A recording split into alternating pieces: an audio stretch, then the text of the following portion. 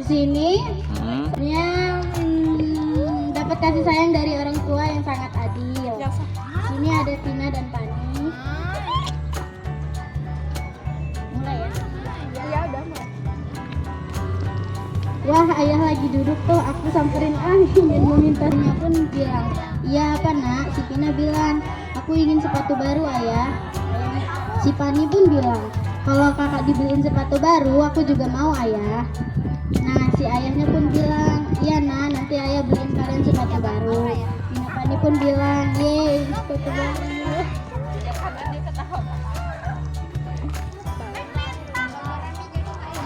Si Pani pun bilang, senang sekali ya kak dibeliin ayah sepatu baru. Si Pina menjawab, iya dek. Ayah Pina Pani pun memanggil mereka, Pina Pani ini sepatu kalian nak. Pina Pani pun menjawab, iya ayah. Aku kayak gini loh, gimana caranya? Terus si Pina Pani pun bilang, terima kasih ayah telah memberikan kami sepatu baru. Ayahnya pun bilang, iya nak sama-sama, ini sepatunya sama ya dan harganya pun sama. Jadi kalian adil ya, nggak ada yang gede, nggak ada yang berat sebelah. Kesimpulannya dari cerita saya ini, bikin anak semakin senang dan selalu bersemangat sekolah. Terima kasih. Assalamualaikum warahmatullahi wabarakatuh. Sedikit bantuan buat Mat. Alhamdulillah akhirnya bantuan buat warga sini.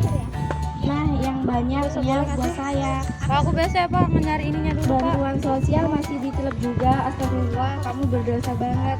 Dari cerita saya ini, membagi bantuan secara merata adalah proses yang kompleks dan membutuhkan komitmen dari semua pihak. Namun dengan perencanaan yang matang dan kerjasama yang baik, tujuan ini bisa tercapai. Saya akhiri. Wassalamualaikum warahmatullahi wabarakatuh. Waalaikumsalam Warahmatullahi wabarakatuh. Waalaikumsalam warahmatullahi wabarakatuh. Kenalkan, nama saya Masya Allah. Saya dari kelas 9B. Saya ingin mempresentasikan tugas PAK tentang adil yang bertema menolong teman yang sedang kesusahan. Jadi saya gambar cerita Aca dan Vira. Jadi Aca jatuh dan ada Vira yang menolong Aca. Si Vira berkata, kamu nggak apa-apa, yuk saya bantu ke UKS. Dan Aca bilang, saya jatuh saat main, makasih ya. Terus Aca bilang, kamu baik sekali mau menolong saya. Habis itu Vira bilang, itu sudah kewajiban sesama saling tolong, seperti nilai pada sila kedua Pancasila. Kesimpulan yang saya ambil dari cerita ini adalah menolong tidak harus tentang mengasih uang, barang, dan lain-lain, tetapi bisa juga dengan jasa, yaitu menolong. Saya akhiri. Wassalamualaikum warahmatullahi wabarakatuh. Waalaikumsalam warahmatullahi wabarakatuh. Waalaikumsalam warahmatullahi wabarakatuh. Di sini saya akan perkenalkan, nama saya Ocha Julianti dari kelas 9B. Di sini saya akan mempresentasikan tugas PAK yang bertemakan membagi pekerjaan rumah secara adil kepada kakak atau adik. Di sini ada gambarnya. Ini ada gambar kakak dan adik. Aku satu bagian samping ya. Oke. Aku sudah selesai. Kita naruh buku ya. Sekarang bisa kita ya. Oke, aku yang novel ya. Kemudian alhamdulillah selesai tepat waktu. Rumahnya sudah bersih. Adiknya pun berkata, rumah yang sudah bersih dan wangi deh. Terus ayahnya pun datang. Terima kasih ya nak, sudah membantu membersihkan rumah. Kakak pun berkata, sama-sama ayah. Kesimpulan dari gambar berikut. Kesimpulan dari gambar ini adalah dapat membantu mempromosikan rasa tanggung jawab, kerjasama, dan berkomunikasi antar mereka. Untuk membagi tugas secara adil, penting untuk mempertimbangkan sesuai kemampuan serta usia. Selain itu, penting untuk mengakui dan memberikan penghargaan pada upaya dan kerja keras masing-masing anak, dan untuk menawarkan pengakuan dan kebahagiaan atas pekerjaan yang baik. Sekian dari presentasi dari saya. Wassalamualaikum warahmatullahi wabarakatuh. Waalaikumsalam Warahmatullahi wabarakatuh. Waalaikumsalam warahmatullahi wabarakatuh. Perkenalkan, nama saya Septi Aura Novitasari. Saya dari kelas 9B ingin mempresentasikan tugas PAK. Ini gambarnya.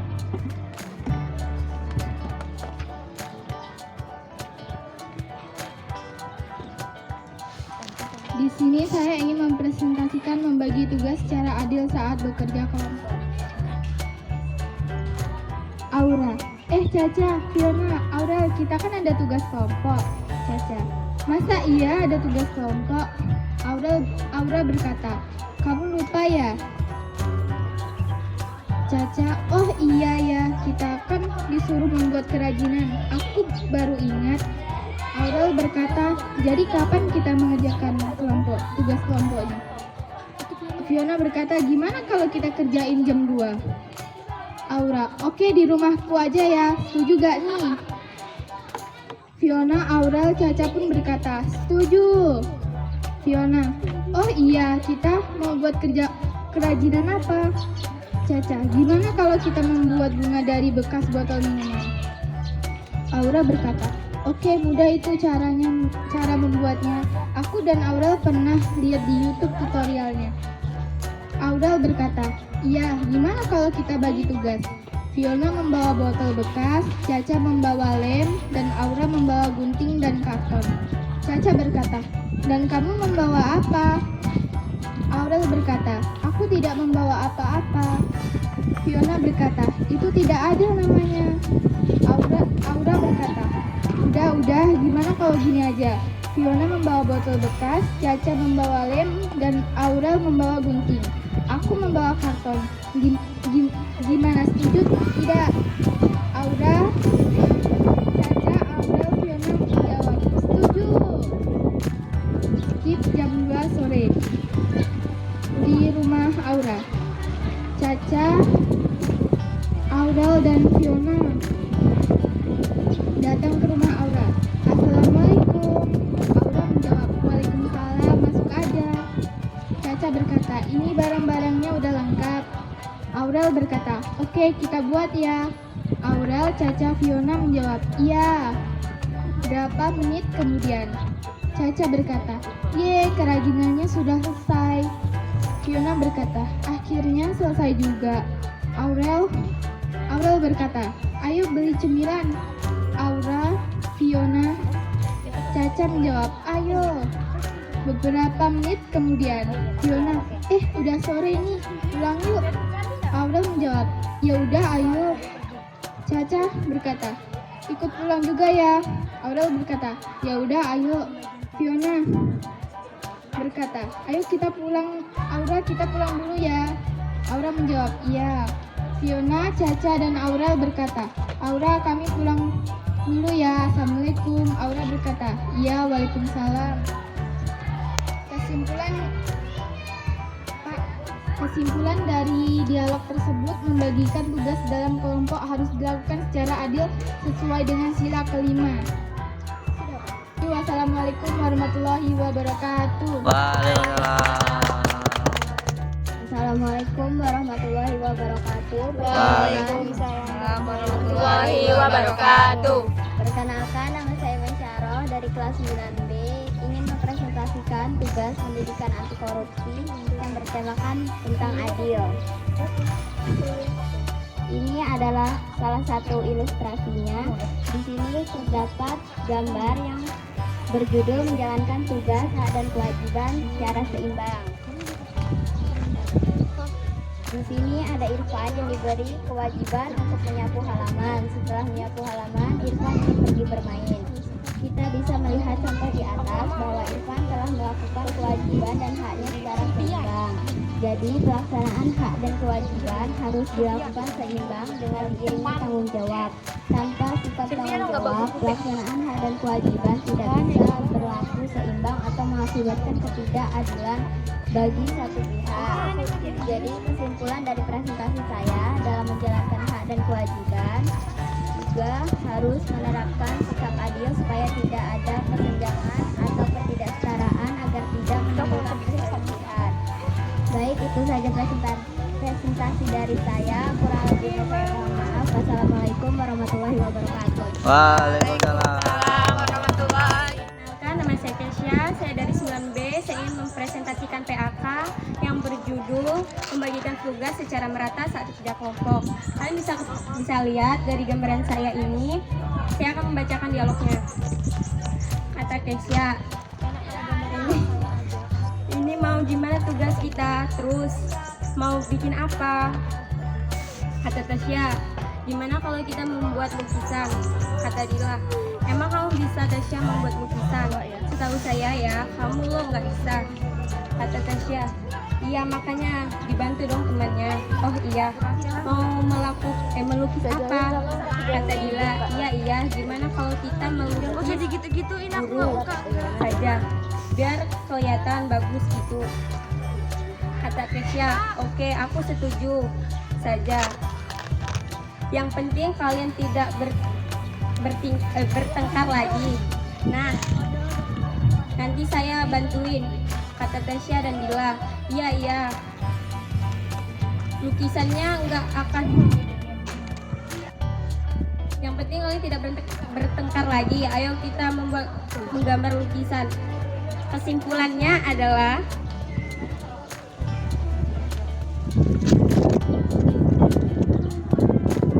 pembagian tugas harus dilakukan secara adil supaya tidak terjadi perpecahan dalam kelompok.